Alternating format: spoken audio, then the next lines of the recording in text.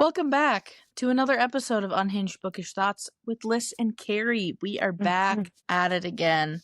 We missed you. Life happened a little bit, but we're back. I wouldn't say better than ever, but we're definitely back. We're back. We're back. Here. We are here.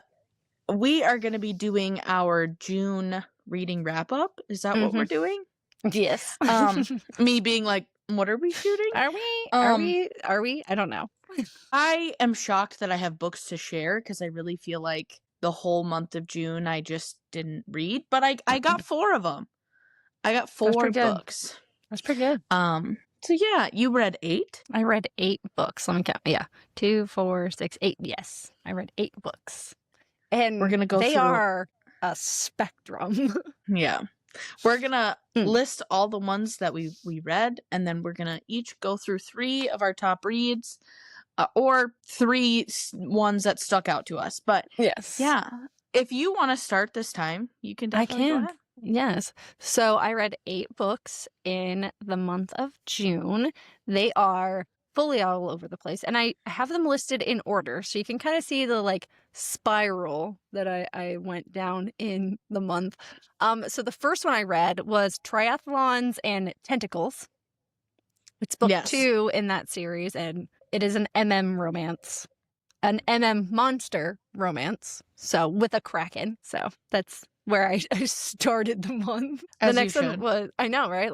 I ended it not technically with another monster romance, almost kind of thing. So next was Indigo Ridge by Devney Perry. It's her romantic suspense series. Then I read Problematic Summer Romance by Hazelwood, of course, because I had to read that when it came out.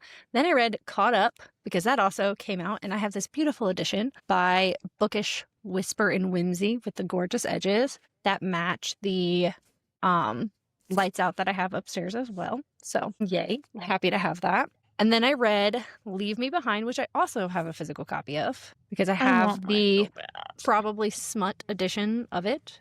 So love that, which I wasn't expecting to read that, because a lot of the probably smut I don't read because they're usually dark romance, and I'm not a dark romance reader. So I was kind of shocked that I read this and I have it, but it also checks off another book on my list of physical TBR things that I've got. Then I also read Shot in the Dark by 2 of the authors that we talked to on the last episode. Well, the last full episode. So they're a beautiful edition. This was fun though. I did enjoy that. Then I read Morning Glory Milky Farm. So I finally dug into CN. Is it CN or CM Nascosta? Let me look really quick. I can't. CM Nascosta. So by CM Nascosta. It's very popular. I was she attends a lot of the same signings that I'm at this year. So she was at RomanceCon last year, and I had meant to read it before that, and I didn't. And then she was at the Big Ohio Book Con, and I was like, oh, and I was too late to get any of her special editions, and they're really, really pretty. And I was like, well, I'm going to read it before I go to RomanceCon with her again this year so that I can pre-order the special editions when I see her in November. So I'm excited about that. But directly after reading Morning Glory Milking Farm, I read Dungeon Crawler Carl. If you could, complete opposite ends. You went on a journey. It was on a journey in the month of June. It was, you know what? Sometimes I'm like, I don't even know where I'm going. I let myself go for the ride. It was a good time though. It was fun. It was ride an interesting you went month. on. It was. Mm-hmm. I would say mine is not fun. I mean, wait, I would just say, no, mine's fun. I had the books I did read, they were great. But I did not go on a spiritual journey like you did. I was not like this. I read 2 monster romances, 2 dark romances. I don't think it's NA technically a Shot in the Dark. It's Zero Spice. And Indigo Ridge is another, it's like a romantic suspense. And then you have Problematic Summer, which is a hot topic thing right now. So I didn't know which way was up. I'm sorry. I didn't. Yeah. You didn't know what you wanted. So you just tried it all. I did. Mm-hmm. I love that. Buckle up, everyone. Because the first book, can we guess the genre? Drum roll. Hockey. It's hockey. It's, of course, hockey. This is Hat Trick by Chelsea Curto. I beg lists to read Chelsea all the time, and I know it's coming. You are open to it. I do. I think we're both signing at an event in 2026 together. So I had planned, I was going to try to read one of her books before I see her next year. I think it's the one in Maryland. I could be wrong, though. Could be very wrong. I'll have to look. You're going to meet Chelsea Curto. I think so. I know she's at one of the events. And Cleo's going to be there, right? I don't know if, I can't remember if it's the Virginia one. I just don't know which event it is because I've got one in Maryland and one in Virginia next year. And I can't remember which one they're at. I know Cleo's at tell her. Virginia. So you have to tell her I say hi. I will. I will have to. And all the love. So anyway, yes, Hat Trick by Chelsea Curto. This came out in May, but I read it in June. Next up, guess again. More hockey. I read an arc of The Bad Boy Rule by Marianne Moore. Everybody knows I love Marianne. That is also a hockey romance. Next up was Leave Me Behind. It was one of our buddy reads, and we will be talking about that as well. Loved that dark romance. And then the final one I read was another arc by Naomi Loud. I talk about Naomi Loud all the time as well. Playing the part. I don't know if you can see it very well, but I love that cover. This was like it's so good. It's so good.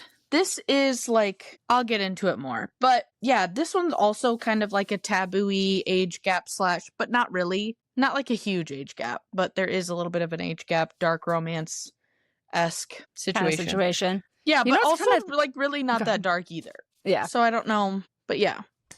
What's shocking is you did not read a Cleo Evans book this month. No, but I will this month because guess who got an art copy of Lasso Lovebirds? You got an art? I got of Lasso Lovebirds. I'm very excited. It's sitting here. It's locked and loaded. I think I'm going to tackle that one this week. But yeah. Pick me up. Yeah. I love Cleo so much, though, that when we were trying to discuss what we were doing for our buddy read this month, I was like, let's do this Cleo book. And you were like, no, because we both have a massive love of Cleo. And so it's like, it's hard to not want to have that as a buddy read every single month. Correct. We're trying to branch out. Let's do another Cleo book. And it's like, no, let's do one of the others. I did forget, though, side note, that we did kind of agree to read On the Line by Naomi Loud as our buddy read. I think we kind of forgot. Oh, yeah. Now we're doing something else. But yes. Nor here, nor there. Anyway. That's okay. So we got a lot of books 4. Yeah. Yes. I had 4, one of which was our buddy read. So I will have my 3. Do you want to start with your first one? Yes. I'm going to say that one of my favorites was Problematic Summer. Were there some issues that I had with the book? Yes. Do I understand why some people don't like it? Sure, I do.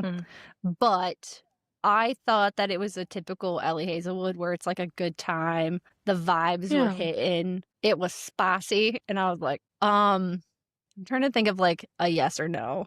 So, yes, if you like mutual pining that they finally like give in to. No, miscommunication is not your thing, which is like a big thing in contemporary romance anyways, but that can get like super annoying to me, and I'm like, just stop.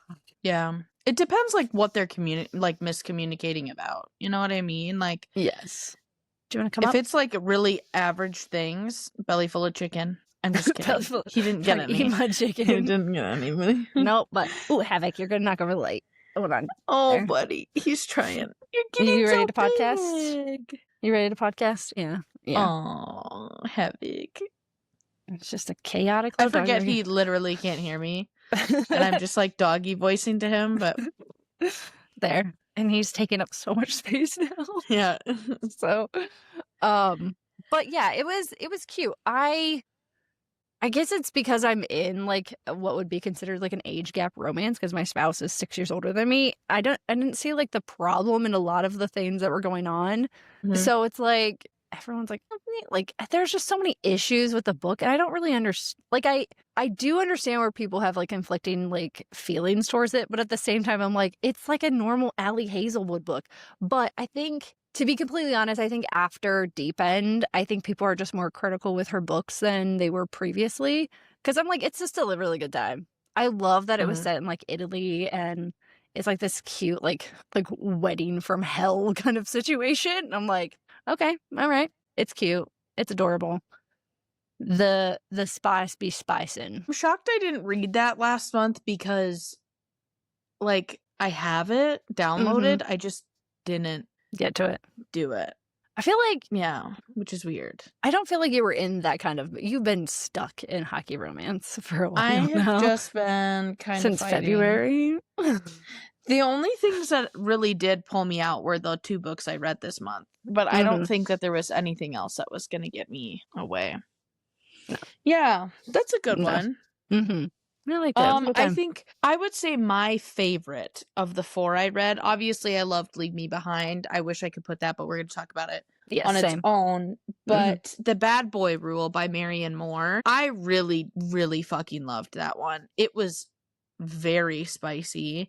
I wouldn't say like enemies to lovers. It's not, I don't like saying that when it comes to like hockey romances, but it was definitely like they hated each other sort of, and then they hate to love, loathe to love kind of situation. Loathe to love, yeah. And there's like some history there, not between her and him, but like him and her father. Like there's some issues and tension, not sexually. Like that's not what I mean. There's some fake dating dabbled into there. He did not fuck her dad. That's not like you just have to clarify. Just so everybody he did knows. not have a sexual relationship with his father. I know. Yeah, I know the things that we read. He did not get with her father. That is not. Good. But there is Thank like, goodness. Yeah, Think about is that a drama. history. Whoa. Yeah. Instead I of would like say- showing up and like, you know, like the stories where like she shows up to dinner with her boyfriend and his dad is like her ex like lover or something. Like she had a one-night stand with his dad. Instead, it's he shows up to dinner and he's the ex-lover. That would be Role hilarious. reversal. I would love that role reversal. Oh my god. That would be No. entertaining. But I would say yes if you love like the loath to love, like the angst between 2 characters where you're like just fucking kiss each other already. Yes. It's very much that.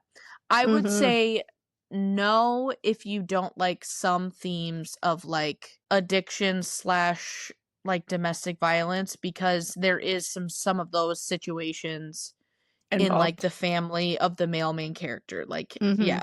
So if that might be triggering to you, I could understand where you might not like it. It's not like super heavy, but it like is like a building stone for our male main characters, like background. Yeah. And just in case that's like a trigger, you know, definitely don't want to. Yeah.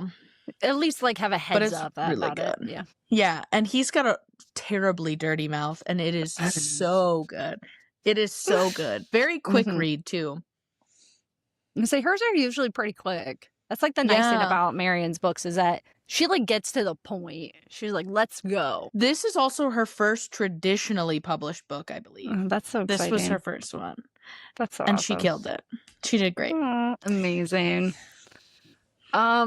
This is gonna be a weird one, but Dungeon Crawler Carl. I don't even know how to rate this book. I'm gonna be completely honest, but it was enjoyable. It was Sure. I knew it was gonna be different, but at the same time, I'm like, what is happening? And now I'm invested in a cat named Princess Donut, and now the dog's back. I said cat, and now you're like, okay, let me get back up here. Is that what's happening? Yeah.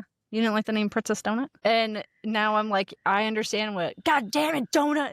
Dungeon Crawler Carl is about a man and his ex-girlfriend's cat that somehow survived the end of the world, like the Day of Reckoning brought on by aliens, that then have to enter in this game and survive. So I think it's like very much video games. Like if you are a big gamer, because it's a lit RPG, so if you're a big gamer, I would give this a try. because it feels like you're watching someone play a video game, but you're getting all the like random dialogue and stuff that he's like thinking.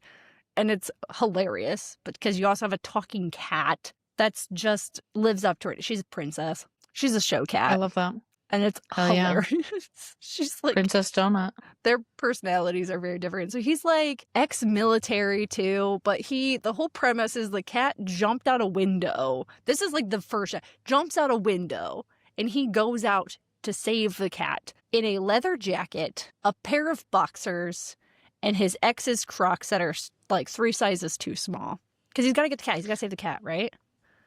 And then the world ends in that moment where, like, if you were under a structure or, like, anything, like, inside or, like, covered, like, in a car, the aliens deemed it as, like, organic material and just decimated everything. And then randomly these portals started opening up, and you have to, like, go down into them, and it turns into this, like, think Survivor, but where you're, like, I can't even think of, like, the video game that is, like, reminding me of. Dune? It's like Mario. Yeah, even, like, more, like, niche, I feel like. But they're, like, you have to go through it to, like, do tutorials and stuff. He's, like, going through these things on, like, how to use it. He's got a inventory and things, and he has to, like, make stuff, and it's hilarious.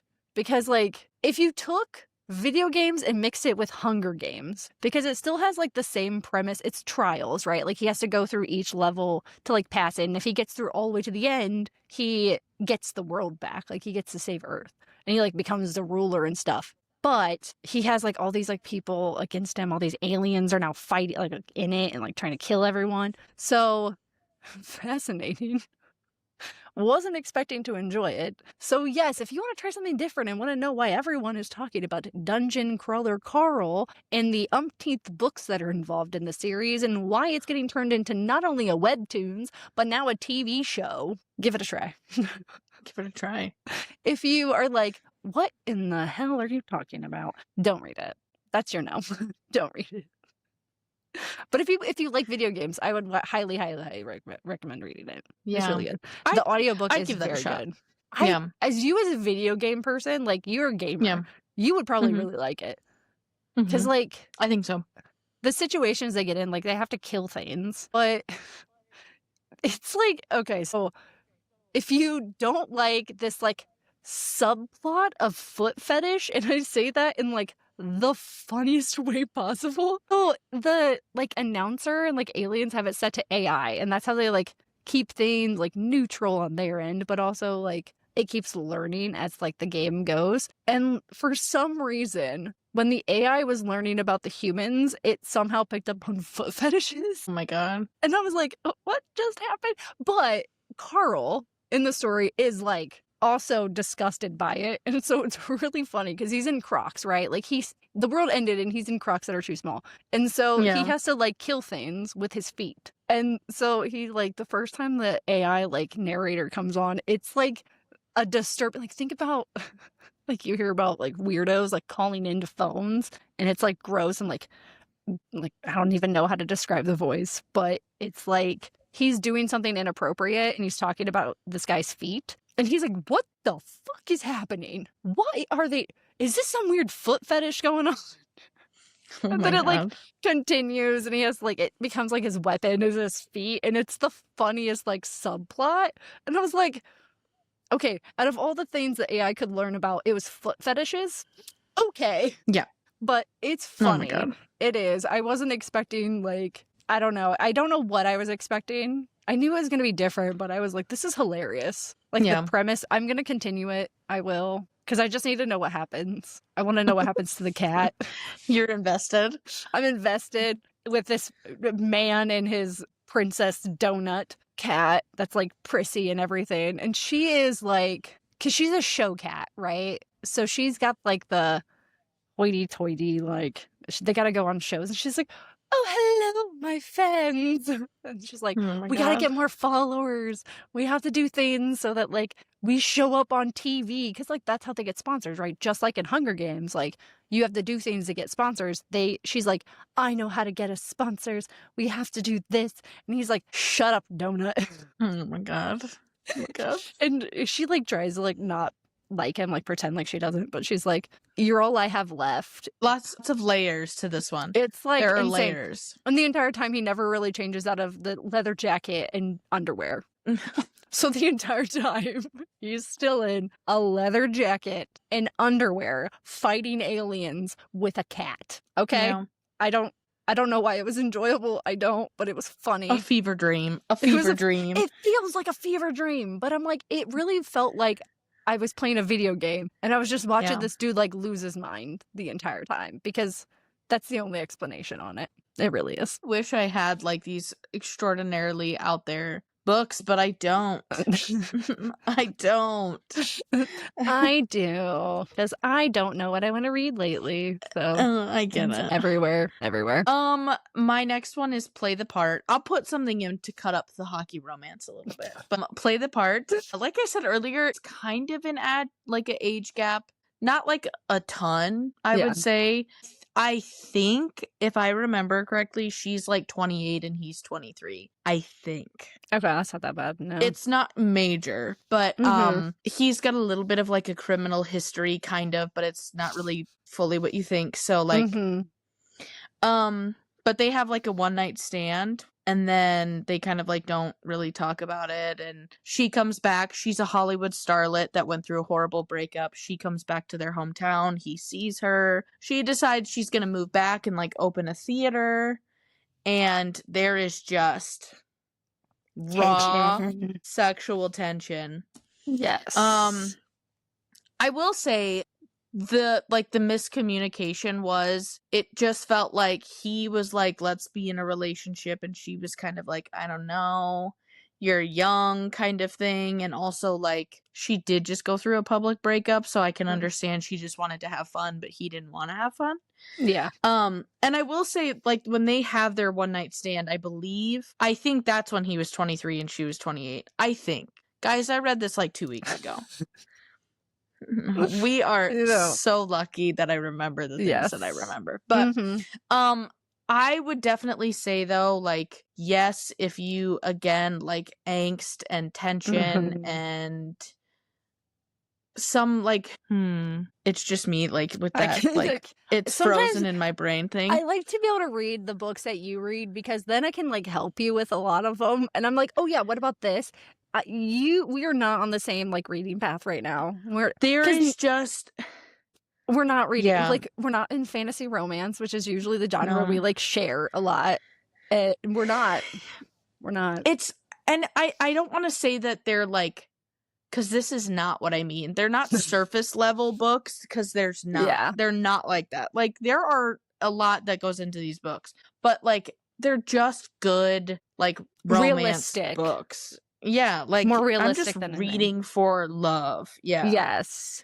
There's not like multiple layers of like, okay, they're trying to get together, but also there's like a murderer out there, or like someone is trying to plot against them. It's just two people trying to fall in love and like navigate that situation. And like, they have their own backstories, but like once you get through those, then it's just about these two people like falling in love. You know what I mean? So like, that's where I'm the at. Love is the story. That's we're not like world building. Yeah. You know, it's Naomi not like Loud changing the narrative on anything. It's just a good love story.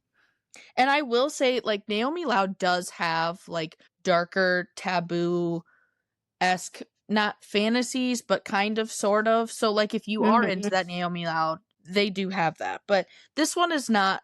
This is more like the contemporary side. Yeah. So I'm just gonna say, yes, if you want to fall in love and like have a good time sexually.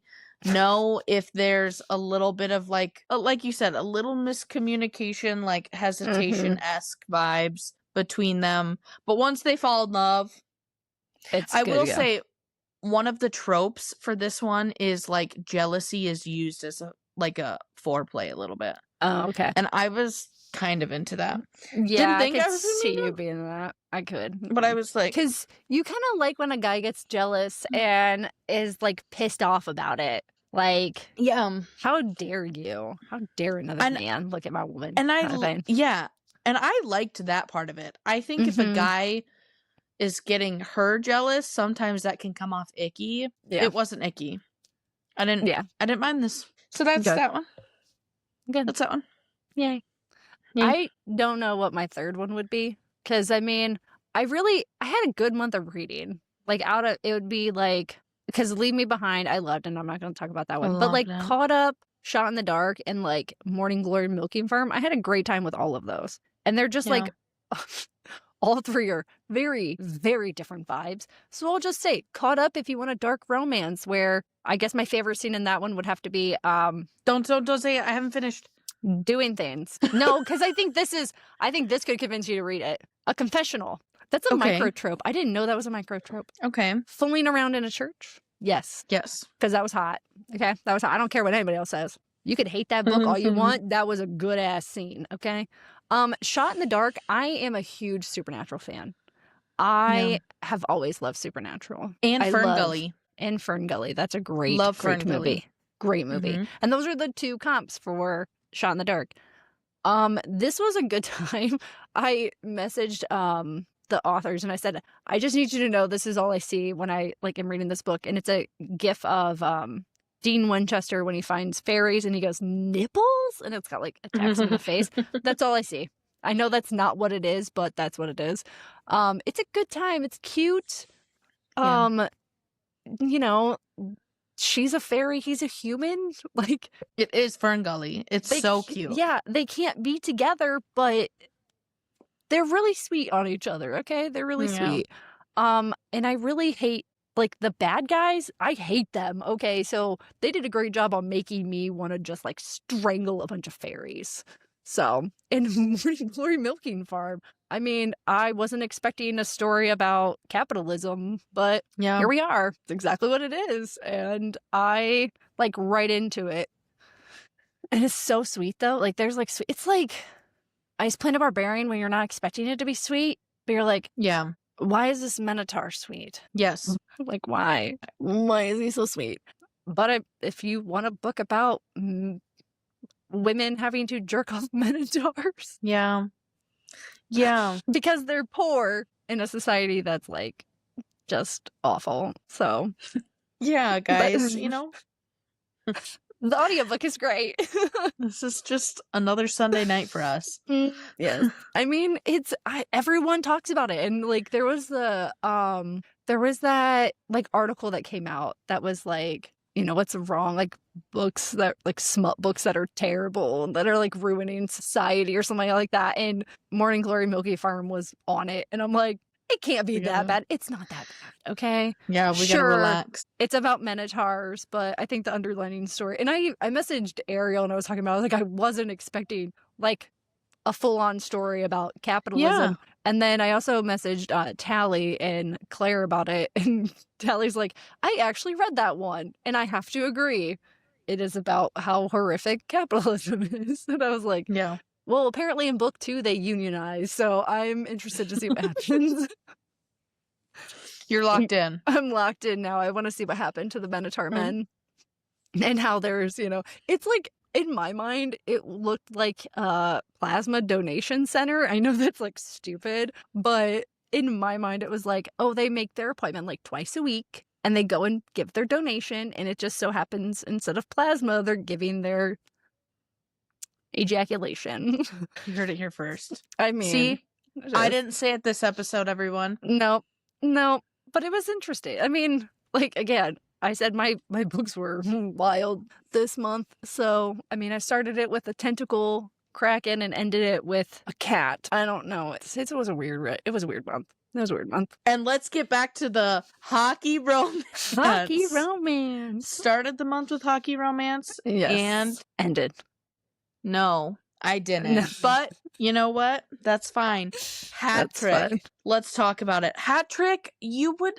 Here's the thing. I know I keep saying, please read Chelsea Curto. I'm not kidding. I think that's the one I would like. I think I would like that one. You would love all of them. But this one, I fucking cried. Shock. Oh, God. But, okay. So this is Riley. Riley is a hockey player. And the gal, her name is Lexi. She is a sports therapist. They help with the stretching. Yes. And An athletic trainer. If you are watching this, I'm so sorry that that's what you had to see just then. But athletic trainer, correct. So he is so sweet. He is younger. She's a little bit older.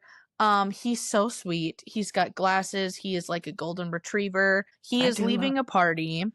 He's leaving a party, Liz. He's leaving a party, and he gets in an Uber, and he's like learning that the Uber driver is like about to like have a baby, and Riley is like, here's a tip, go home. You know, like go home, be with your wife and stuff. Like you don't need to be working anymore tonight. And right as the Uber driver's like thanking him, a drunk driver hits their car.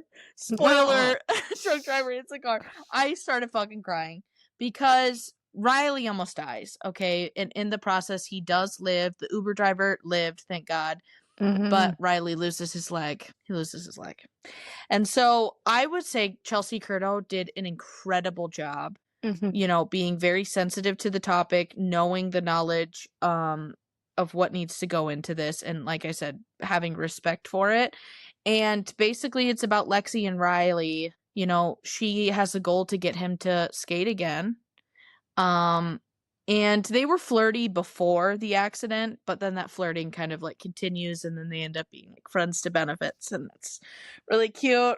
And I cried a lot, and I laughed a lot, and no, genuinely, it's probably one of the best books of the 4 so far. Well, and I think that it says a lot about like Chelsea as a writer to like have such a sensitive topic and be able to write it in like such like a hopeful way, I guess would be the best way to describe it. Like it's not all about like the downside of it, like trying to find that like love. And I can understand there's probably like a lot of banter that goes into it, because if they were flirty before and then they have like that forced proximity, it probably like dials it up to like 50. So yeah.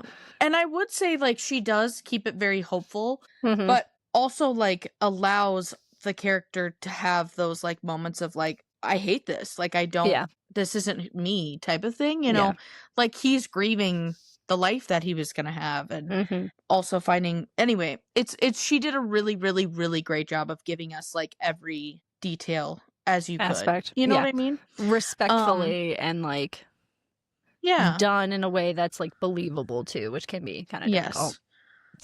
So I would just say yes if you love like the sweet like banter and like a male main character that is just like truly a golden retriever cinnamon roll.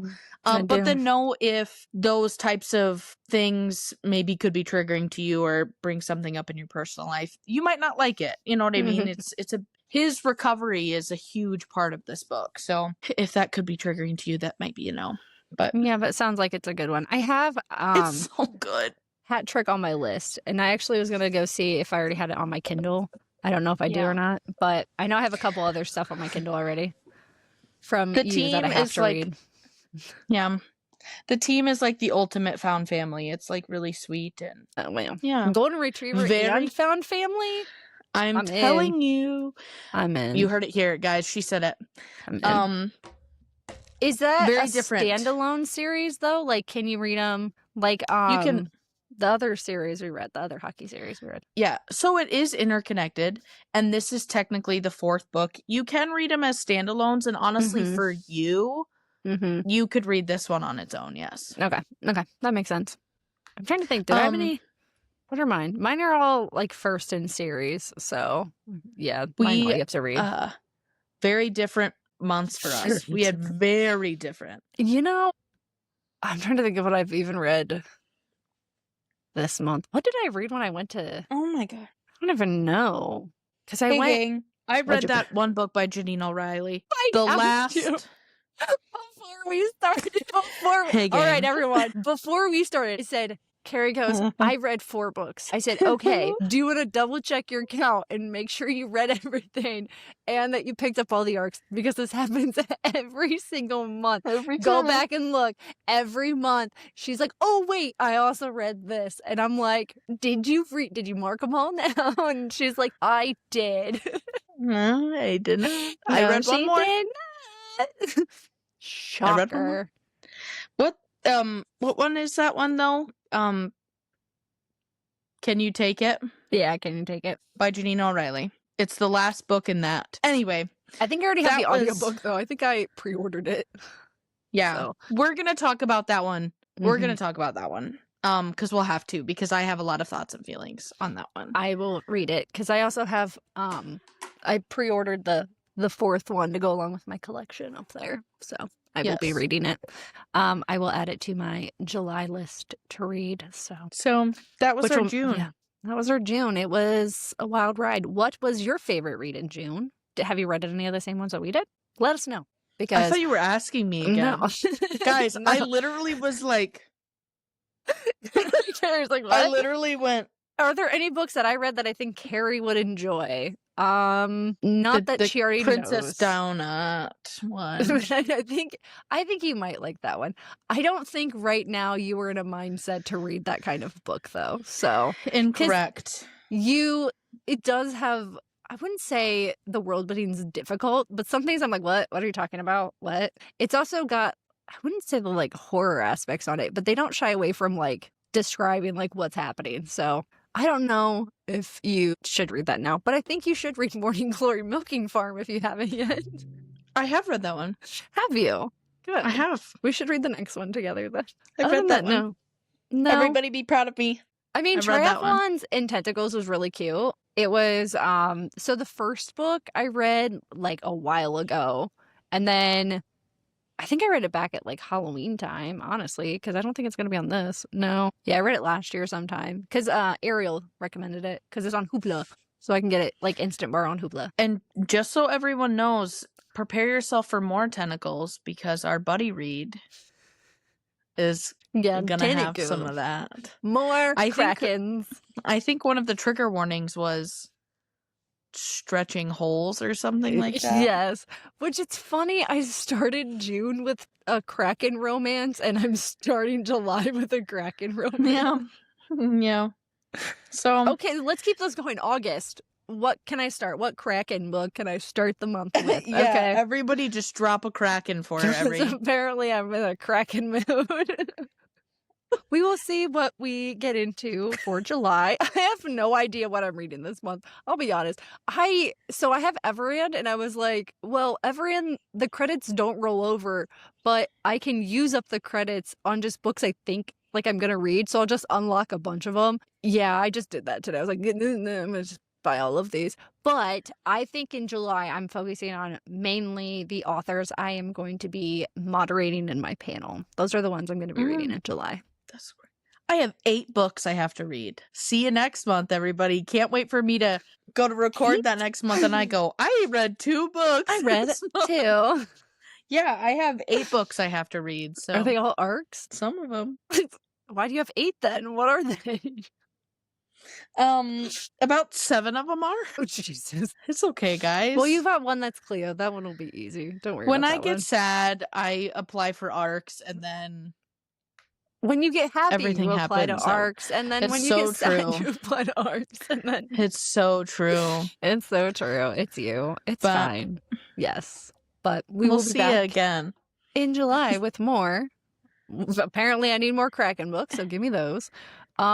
If there's anything you think we should read, we are taking suggestions for our August buddy read. So go ahead and drop those if you would like. If you have something that you're like, you need to read this. You need to read this now. Yeah. I have an idea of what I want to read, but we will discuss at a later date. This person is also going to Villains and Vixens now, so I think we should read them. I would also say, guys, like spicy fantasy romances, please drop some below. Not your, like, popular TikTok ones that you see every day. Not that. We need something a little different because we're trying to get ourselves back into it because we miss it, but they just haven't been hitting for us. So if you can comment those below, that would be great. But especially if they're standalone, please. Yes. Please. That'd be great. That's what we need. That would be, like, super helpful. Because that's like, we just haven't been reading it. It just, and that's a big, and I had this whole conversation at the Big Ohio Book Con a lot, actually. Everyone's like, well, romantasy is all the exact same right now. And I'm like, that's where we're at. We're like, we're kind of sick of the same old, same old. So if you have recommendations, we will gladly take them. We'll take all the Yeah. recommendations. We always fill up our TBRs with just random quotes. So please give them. Fill it up. Yes. Fill it up.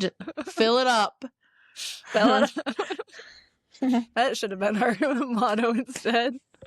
Yeah. Fill it up with Gary's random hand motions. That's how it always goes. But as always, remember to read what you want and don't be a dick.